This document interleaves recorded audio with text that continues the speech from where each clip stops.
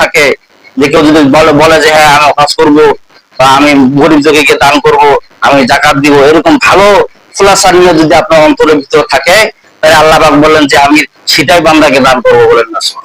আর আপনার ভিতরে যদি গরমিল থাকে, গরমিল বলতে কি বোঝায়, যে মোর মতন বান্দা হজ করিয়া পারে, হজ করিয়া গেলে বহু টাকা পয়সার দরকার, কেমন করে করবে? যদি আপনার অন্তর মধ্যে এরকম যদি থাকে, তাহলে আপনি কেউ হজ করতে পারবেন না। আপনার অন্তরে তো গরমিল।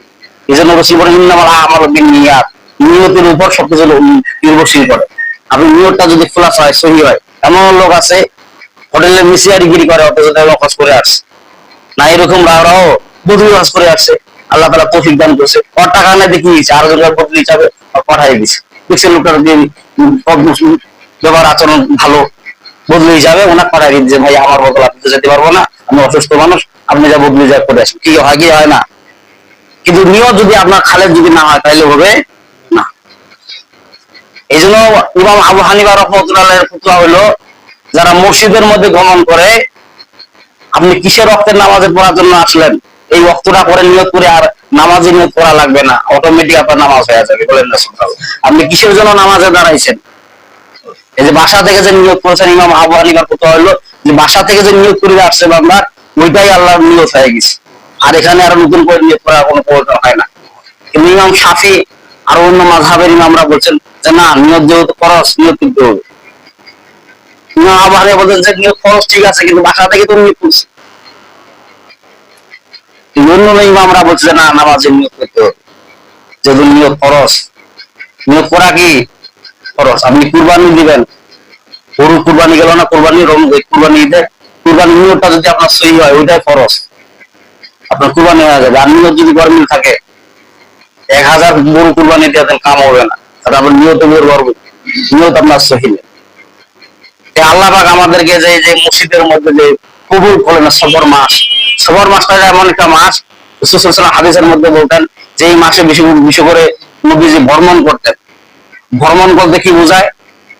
আল্লাহ পাক বলেন কুল সিরু ফিল আরদি ফানজুর কাইফা কানা আকিবাতুল মুতাকদ্দিমিন, হে আমার বান্দারা, তোমরা জমিনের মধ্যে ভ্রমণ করো। ভ্রমণ করো বলতে কি বোঝায়? যে দেখো মৃত্যুদের পরিণাম আমি কি করেছি। মিশরে যায় দেখো, জাদুকর ফেরাউনের লাশটা জাদুঘরের মধ্যে আয়নার মধ্যে আমি কব্জা করে রেখে দিচ্ছি, ছুট্টি বানায় রাখে দিয়েছি। তারপর লূত নবী স্ত্রী পাহাড় বানায় পেঁচিয়ে দিছি। আপনারা ভ্রমণ করেন এবং দেখেন, আর দেখেন মৃত্যুদের পরিণাম আমি কি করেছি। ওগুলা দেখলে ইমান এমনি তাজা হয়ে যায়, ঠিক কিনা বলেন? সৌদি আরবে যান, আবু জেলের বাসা টয়লেট করে রাখছেন, মৃত্যুদের পরিণাম আল্লাহ কি করেছে। দুনিয়াটা থাকার জায়গা না। দুনিয়া কি থাকার জায়গা বলেন?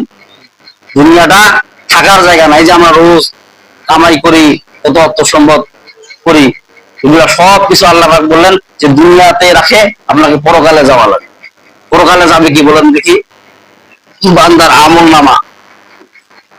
আপনি জাকাত যদি দেন, আপনার মধ্যে জাকাত যদি খরচ হয়ে যায়, জাকাতটা দিবেন, সে আমল নামা আপনার কবরে যাবে। আপনার যদি প্রতি যদি হজ খরচ হয়ে যায়, আপনি হজ করলেন, সে হজের সব আমল নামা যাবে, ঠিক কিনা বলে? বান্দা যত নেক আমল, ওগুলা কবরের মধ্যে যাবে। একজন বলছে 2000 টাকার মার্কেট যাবে, বলছে কেমন করে? বলছে আতর সোনার আর ওই যে কাপড় কাপড়, এগুলা মিলে 2000 টাকা মার্কেট যায়। আর আপনি বাজারে যখন নিজের মার্কেট করেন, 10,000 20,000 টাকার মার্কেট করে, তারপরে বলে মার্কেট বলে পছন্দ হয় না। কিন্তু কি বলছে, কাপড়টা এরকম কালার, ওরকম কালার, কালার পছন্দ হয় না, সেলাইটা পছন্দ হয় না। কত রকমের মার্কেট করে দুনিয়াতে করেন, কিন্তু কবরের মার্কেট হলো 2000 টাকা। ওই আতর টুপি আর ওই যে কিবা উল্লা তামান মিলে 2000 টাকা। আর সব কিছু টাকা কোথায় রাখে যাবেন? দুনিয়াতে রাখে যাবেন। বিশ্বনবী যে আমাদেরকে যে সফর মাসে যে তিনি গমন করতেন, সফর মাসে যে তিনি বর্ণনা করতেন, রাসূল সাল্লাল্লাহু আলাইহি ওয়াসাল্লাম বলতেন সফর মাসের বর্ণনা হলে এমন একটা বর্ণনা, যে বর্ণনার মধ্যে রাসূল সাল্লাল্লাহু আলাইহি ওয়াসাল্লামের জিন্দেগির মধ্যে চলাফেরা রাস্তা খুঁজে পাওয়া যায়, বলেন না সুবহানাল্লাহ। আর রবিউল আউয়াল মাসে বিশ্বনবী দুনিয়াতে পদার্পণ করেছেন, বলেন না সুবহানাল্লাহ। রবিউল আউয়াল মাসে 12 রবিউল বলে না, 12 রবিউল আউয়াল। এই যে রবিউল আউয়াল মাস আসতেছে, বিশ্বনবীজির জন্ম দিবস, ঠিক কিনা বলেন? জন্ম মাস, সেই মাসে নবীজি পদার্পণ করেছেন, দুনিয়াতে এসেছেন। কেন এসেছেন? নবীজি এই জন্য এসেছেন যে মানুষদেরকে অন্ধকার থেকে আলোর পথ দেখাবার জন্য, বলেন না সুবহানাল্লাহ। আল্লাহুম্মা সাল্লি সালাতান কামিলান ওয়া সাল্লি সালামান আলা মুহাম্মদ। তো সকলে আওয়াজ করে বলি সাল্লাল্লাহু আলাইহি ওয়াসাল্লাম। আজকে যেমন আলোচ্য বিষয় হলো ইহুদি নাসারা এবং সাবিন, ইহুদি এবং নাসারা এবং সাবিন। ইহুদিরা কার উত্তরসারী বলেন দেখি? ইহুদিরা কার উত্তরসারী? হযরত মুসা আলাইহিস সালামের উত্তরসারী। আর নাসারা কার উত্তরসারী বলেন দেখি? ঈসা পয়গম্বরের উত্তরসারী। আর সাহাবিনরা এরা কারো উত্তরসারী না, এরা মাঝামাঝি দল। মাঝামাঝি দল বলতে এটাই বোঝায় যে সাহাবিনরা তারা তারকার পূজা করতো, ফেরেশতাদের পূজা করতো। মাঝামাঝি দল লোক আছে না নাই? মাঝামাঝি দল কাদেরকে বলে? সাহাবিন, তারা মূর্তি পূজা করে, ওদেরকে বলে মাঝামাঝি দল। মানে এরা এরা মুসার উত্তরসারী না এবং ঈসার উত্তরসারী না, তারা মাঝামাঝি দল। মাঝামাঝি দল ওটা হলো ফেরেশতার পূজা করে, তারকার পূজা করে, গাছের পূজা করে। বট গাছ, একটা বিশাল বড় একটা গাছ দেখা গেল, ওই গাছের পূজা করা শুরু করে দিল। সূর্য দেখা যায়, ওই সূর্যের পূজা শুরু করে দিল। আবার ফেরেশতাদের আবার মূর্তি পূজা, আবার এই মনে করেন যে খারাপ জয় মা কালী এদের পূজা করে। ওদের কি বলা হয়? সাবিন। কোরআনের ভাষা ওদেরকে সাবিন বলা হয়। ইহুদিরা হযরত ইয়াকুব আলাইহিস সালামের পুত্র কয়জন ছিলেন বলেন দেখি? 12টা পুত্র ছিল। 12টা পুত্রের ভিতর একটা পুত্রের নাম ছিল ইয়াহুদা। একটা পুত্র, একটা ছেলের নাম ছিল ইয়াহুদা। সেই ইয়াহুদা থেকে, আর ইয়াকুব আলাইহিস সালাম ছিলেন মুসা আলাইহিস সালামের অনুসারী। আর মুসা আলাইহিস সালামের মধ্যে কি কোন কিতাব ছিল বলেন দেখি? বলেন। তাওরাত কিতাব নাযিল হয়েছিল মুসা আলাইহিস সালামের। তাওরাত কিতাব নাযিল হওয়ার পরে এই তাওরাত কিতাবের মধ্যে ইহুদিদের ঘটনা আল্লাহ পাক তুলে রাখছিলেন এবং সেখানে বিশ্ব নবীর কথা তুলে রাখছিলেন। এই তাওরাত কিতাবের মধ্যে কিছু কিছু কিতাবের মধ্যে এক জায়গায় বিশ্ব নবীর নাম দেখা গেল, মুহাম্মদ। বলা হয় যে মুহাম্মদ পদার্পণ করবেন। বাস, ইহুদিদের এক লোক চক্রান্ত করে সেই নামটা কেটে দিল। আবার দেখে যে এক জায়গায় কাটছে, আবার দুই জায়গায় চলে আসছে মুহাম্মদের নামটা। এইভাবে বলা হয়েছে যে 12 জায়গায় যখন বিশ্ব নবীর নাম আসলো, তখন এরা চক্রান্ত বলা হয় সর্বনাশ। তখন ইহুদির এক পণ্ডিতের কাছে গেছে, যা বলতেছে যে এরকম নবীজির নাম এক জায়গায় কাটলাম, দুই জায়গায় চলে আসলো, আবার কাটতেছি, আবার বাড়তি আছে, এভাবে 12 জায়গায় আছে। ওই পণ্ডিত বললেন, পণ্ডিত মশাই বললেন, এইভাবে যদি তুমি কাটতে থাকো, গোটা কিতাবের মধ্যে মোহাম্মদ নাম চলে আসবে। বলেন সুবহানাল্লাহ। অলৌকিক ঘটনা। কিতাবটা কার বলেন দেখি? এই কিতাবটা কে নাযিল করেছেন? আল্লাহ পাক নাযিল করেছেন। আল্লাহ পাক আবার চ্যালেঞ্জ করে বলতেছেন, যালিকাল কিতাবু লা রাইবা ফি হুদাল লিল মুত্তাকিন। আল্লাহু আকবার। আল্লাহ রাব্বুল আলামিন যালিকাল কিতাব, ইহা এমন একটি কিতাব, লা রাইবা ফি, এর মধ্যে কোনো সন্দেহ নাই, হুদাল লিল মুত্তাকিন, আর মুত্তাকিনদের হেদায়েত করার জন্য এই কিতাব নাযিল করা হয়েছে। যারা মুত্তাকিন তাদেরকে অনুসরণ, তাদেরকে সঠিক রাস্তা দেখার জন্যই এই কিতাবকে নাযিল করা হয়েছে। যারা মুত্তাকিন বান্দা, পরহেজগার বান্দা, আল্লাহ পাক বলতেছে। ইহুদিদের, ওরা ইয়াকুব আলাইহিস সালামের এক পুত্রের নাম ইয়াহুদা ছিল, সেখান থেকে ইহুদি। আর ঈসা পয়গম্বরের বলা হয়েছে যে তারা ঈসা পয়গম্বর উত্তরসারী যারা নাসারা, তারা খ্রিস্টান। খ্রিস্টানদেরকে নাসারা বলা হয়। খ্রিস্টানদেরকে নাসারা কেন বলা হয়? বলা হয়েছে যে তারা নাসারা নামক এলাকায় তারা বসবাস করতেন, এই জন্য তাদেরকে নাসারা বলা হয়। আর নাসারা শব্দ তো কি বলেন দেখি? সাহায্যকারী। আর সাহাবিন শব্দ তো হলো মাঝামাঝি যারা দল পূজা, মূর্তি পূজা করে, তাদেরকে সাহাবিন বলা হয়। আমি একটা এই আয়াতের তাৎপর্য বুঝাতে যাই, এক উপমা দিলে আপনারা সহজে বুঝবেন। যে এক কৃপণ ব্যক্তি, আর এক ব্যক্তি ধনাঢ্য ব্যক্তি। এক ধনাঢ্য ব্যক্তি অর্থ সম্পদ, টাকা পয়সা বহু আল্লাহ দান করেছেন। এই ধনাঢ্য ব্যক্তি হঠাৎ করে অসুস্থ হয়ে পড়ছেন। তারপরে খবর দেখলেন যে ওনার 3 ব্যাগ রক্ত দরকার। কয় ব্যাগ রক্ত দরকার? 3 ব্যাগ রক্ত দরকার। 3 ব্যাগ রক্ত দিলে ওই ধনাঢ্য ব্যক্তি সুস্থ হয়ে যাবে। বাস, উনি এলহাম জানাই দিলেন যে কে আসো, আমাকে 3 ব্যাগ রক্ত দান করবা। আমার গ্রুপের সাথে রক্ত, হঠাৎ করে একটা কৃপণ ব্যক্তির রক্ত মিলের সাথে সম্পর্ক, গ্রুপ মিলে গেল। এখন কৃপণ ব্যক্তিকে জানা হলো যে আপনি 3 ব্যাগ রক্ত দেন এই ধনাঢ্য ব্যক্তিকে। হ্যাঁ, এমনি আমি খাওয়া দাওয়া করি না, শরীর স্বাস্থ্য ভালো নাই, আর আমি আপনাকে রক্ত দেবো, এমনি তো কৃপণ। তারপরে কৃপণ ব্যক্তিকে হঠাৎ করে জোর করে ধরে নিয়ে 3 ব্যাগ রক্ত নিয়ে নিলেন। এখন কৃপণ ব্যক্তিকে যখন 3 ব্যাগ রক্ত দিয়ে দিল, দেওয়ার পরে ধনাঢ্য ব্যক্তি 1 ব্যাগ রক্ত বিনিময়ে 1 লক্ষ করে টাকা দিলেন। তাহলে 3 ব্যাগ রক্ত নিলে কয় লক্ষ টাকা দিবেন? হ্যাঁ, জানা থাকলে বলেন। 3 লক্ষ টাকা দিয়ে দিলেন। কৃপণ বলতেছে, ভাই আমি যদি আগে যদি জানতাম যে 1 লাখ 1 ব্যাগ রক্তের জন্য 1 লক্ষ করে টাকা দিবেন, তাহলে আমি আগে আরো রাজি হয়ে যেতাম। বলেন না সুবহানাল্লাহ। 3 ব্যাগ আমি রক্ত দিয়ে দিলাম, 3 লক্ষ টাকা দিলাম, আরো রক্ত লাগলে আমার নাম্বারটা সংগ্রহ করে রাখেন, তাইলে আপনাকে আমি রক্ত দিব। তাই নাকি? ভাই তাই হঠাৎ হঠাৎ করে তারপরে আবার ওই অনাথ ব্যক্তি অসুস্থ হয়ে বললেন। কি হয়ে বললেন? অসুস্থ হয়ে বললেন। তারপর ওই কৃপণ ব্যক্তিকে ফোন দিলেন যে ভাই আমার আরো 3 ব্যাগ রক্ত দরকার। 3 ব্যাগ কেন, এবার 6 ব্যাগ দিব। বলবে কি, লাখে যদি 1 ব্যাগে যদি 1 লাখ করে যদি দেওয়া হয়, বাস। তারপরে ওনাকে ডাকা হইলো, ঠিকই ঠিকই মনে করেন যে আরো 3 ব্যাগ রক্ত নিয়ে নিলেন ওই কৃপণের কাছ থেকে। তো এবার ব্যাগে 1 লক্ষ টাকা না দিয়া 2 টাকার বান্ডিল দিচ্ছেন। 6 টাকার বান্ডিল? 2 টাকার বান্ডিল দিচ্ছেন।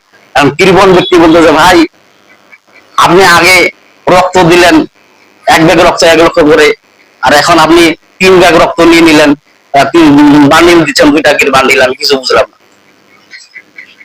ওই ধনাঢ্য ব্যক্তি বলতেছেন, ভাই আমি কি করব, আগে আমার রক্ত শরীরের মধ্যে রাজকীয় রক্ত ছিল, প্রভাবশালী রক্ত ছিল, মনটা বড় ছিল, যার কারণে আমি টাকা বোটামকে দিয়েছি। যখন নাকি তুমি কৃপণের রক্ত যখন আমার শরীরের মধ্যে বর্মন করছেন, তখন আমি নিজেও কৃপণ হয়ে গেছি, এই জন্য আমি 2 টাকার বান্ডিল দিচ্ছি। আল্লাহ ভাই কোথায় বলেছেন, ইন্নাল্লাযীনা আমানু ওয়াল্লাযীনা হাদু ওয়ান নাসারা ওয়াস-সাবিঈনা মান আমানা বিল্লাহি ওয়াল ইয়াউমিল আখির ওয়া আমিলা সালিহান ফালাহুম আজরুহুম ইনদা রাব্বিহিম ওয়ালা খাউফুন আলাইহিম ওয়ালা হুম ইয়াহজানুন। আল্লাহু আকবার। আল্লাহ রাব্বুল আলামিন বলতেছেন সূরা বাকারার 62 নম্বর আয়াতে, আল্লাহ বলতেছে তোমার অন্তরকে তুমি পরিশুদ্ধ করো, কোন ঈমানটাকে তুমি মজবুত করো। আমি ইহুদি নাসারা এবং সাবিনদের প্রতি আমি আল্লাহ পাক এমন বিশ্বাস স্থাপন করেছি, তারা যদি দুনিয়া এবং আখিরাতে যদি বিশ্বাস স্থাপন করে, ঈমান আনে ওয়া আমিলা সালিহান এবং যদি ভালো কাজ করে, ফালাহুম আজরুহুম ইনদা রাব্বিহিম ওয়ালা খাউফুন আলাইহিম ওয়ালা হুম ইয়াহজানুন, তাদের রবের নিকটে তাদের আল্লাহ তাআলা পারিশ্রমিক বদলা দিবেন এবং তাদের দুনিয়া এবং আখিরাতে কোনো টেনশন রাখবেন না। বলেন না সুবহানাল্লাহ। আল্লাহ পাক বলতেন যে তোমার মনটাকে তুমি কৃপণ করিও না, বড় আকৃতি করো, যেরকম আমল করবা তেমন সব তোমার আমল নামে আমি বঞ্চিত করে দিব। যেমন আমল করবা তেমনই আমি দিব, তার থেকে আমি বঞ্চিত রাখবো না, তোমাকে আমি বিদায় করবো না। তুমি যেমন কর্ম করবা তেমন ফল দিয়ে দিব। কোন সম্মান ব্যক্তিকে তুমি যদি অসম্মান করো, আমি আল্লাহ তোমাকে অসম্মানে জায়গা ফেলায় রাখবো। হুজুর আদা দিয়ে আদা মাপা যায় না, কাজে যায় তো এই তো 1/2 কেজি আদা ছড়ে, তো 1/2 কেজি আদা, 2টা আদা মিলে 1 কেজি হয়ে যায়। তার মানে কি, আপনি যদি সম্মানী ব্যক্তিকে যদি সম্মান দিতে না জানেন, আল্লাহ তাআলা আপনাকে বেসম্মান জায়গা ফেলায় রাখবেন। আপনি ধনাঢ্য ব্যক্তি হয়েছেন দেখিয়েছেন, টাকাওয়ালা ব্যক্তি হয়েছেন দেখিয়েছেন, এমন পর্যায়ে ফেলাবে আপনাকে নিচের শ্রেণীর কাছে হালাত করার জন্য আল্লাহ পাঠাই দিবে। ঈমান আপনার ভিতরে সম্মান বলতেই থাকবে না। আল্লাহ পাক বলতে যে ইহুদি নাসারা এবং কি সাবিন, এই জাতিগুলোর মধ্যে যদি আল্লাহ পাক বলতেছেন যে এই জাতিগুলোর মধ্যে কেউ যদি ঈমান আনে, স্থাপন করে, আমার আখিরাতের প্রতি যদি বিশ্বাস করে এবং আমলের কিয়ামতকে যদি বিশ্বাস করে, ফালাহুম আজরুহুম, তাদের পারিশ্রমিক বদলা আমি আল্লাহ পাক দিয়ে দিব। ইনদা রাব্বিহিম, তাদের রবের নিকট রয়েছে। ওয়ালা খাউফুন আলাইহিম ওয়ালা হুম ইয়াহজানুন, এবং তাদের দুনিয়া এবং আখিরাতে কোনো আল্লাহ তাআলা কি রাখবেন না, পেরেশানির মধ্যে রাখবেন না। কিন্তু আপনি টাকাওয়ালা ব্যক্তি, অনাঢ্য ব্যক্তি, তার মধ্যে আপনি পেরেশানির মধ্যে থাকেন, তার মানে কি আপনি এখনো সঠিকভাবে আল্লাহর প্রতি কি করতে পারেন নাই, ঈমান আনতে পারেন নাই। যদি ঈমানের প্রতি যদি ঈমানদারে বলে হয়, যদি আপনি বিশ্বাস স্থাপন করতে পারতেন, তাহলে কি হয়ে যেত? তাহলে আপনার কৃপণ ব্যক্তির কাছে আল্লাহ পাক মুখাপেক্ষি করতো না, আপনার প্রতি মুখাপেক্ষি করতো ধনাঢ্য ব্যক্তির প্রতি। বলেন না সুবহানাল্লাহ। সিরিয়াল বিদায়, সিরিয়াল কি প্রথম সিঁড়ি, দ্বিতীয় সিঁড়ি। প্রথম সিঁড়িটা হলো ছোট, দ্বিতীয় সিঁড়িটা হলো বড়, তৃতীয় সিঁড়ি হলো তার চাইতে আরো বড়। বলছে কেন বড়? যত উপরে চড়ে তত সিঁড়িগুলা বড় হয়ে যায়, আর যে নিচে যত থাকে সিঁড়িগুলা ছোট হয়ে যায়। তার মানে কি, বড় সিঁড়ি যদি নিচের দিকে যদি তাকায়, তার মানে কি ছোট ছোট মনে হয়। কিন্তু আপনার ভিতরে ছোট ছোট ভাব আছে না কেন? আপনার ভিতরে কৃপণতা বাস করে, যার কারণে আপনার ছোট মনে হয় না। আপনি ছোট কাছে আপনাকে আল্লাহ পাঠায় দেয়, আপনি বড় কাছে যেতে পারেন না। কাজে কেন যেতে পারেন না? আপনি আপনি আপনার ভিতরে বড় মানসিকতা নাই, ছোট মানসিকতা। যার আত্মা বড়, যার মানসিকতা বড়, আল্লাহ বড় দিকে ঠেলায়। আর যার ছোট সে বড় থেকে ছোটর দিকে আসে। এখন আমাদের সবটা কেমন হয়ে গেছে, আমরা বড় থেকে ছোটর দিকে আসি, ছোট থেকে বড়র দিকে যাইতে পারি না। কেন যেতে পারি না? কারণ আমাদের আত্মা ছোট, আমার মানসিকতা ছোট, যার কারণে আমরা আমার ছোটদের কাছে হাত পাতাইতে আমাদের কোনো লজ্জাবোধ,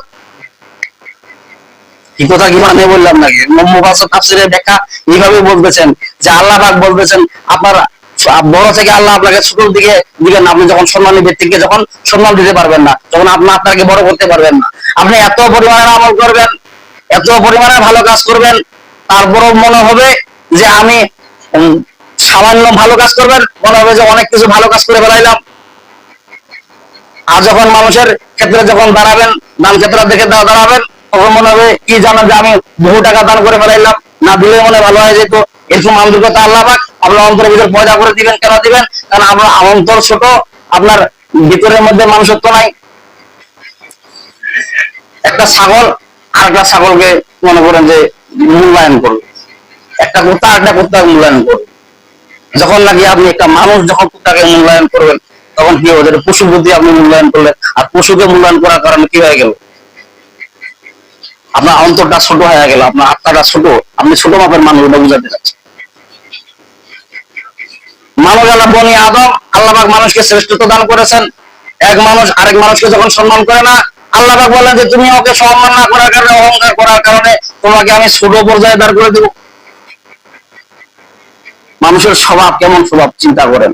মানুষের স্বভাব যদি আল্লাহ তাআলা দান করেন, যে কুকুর গুলা কুত্তা গুলা কিন্তু আপনার সম্মান চেনে না, সম্মান চেনে মসজিদ হোক আর মাদ্রাসা হোক, পা উঁচা করে বলে প্রসাব বলে প্রসাব করে দিয়ে দিবে, ঠিক কিনা বলে।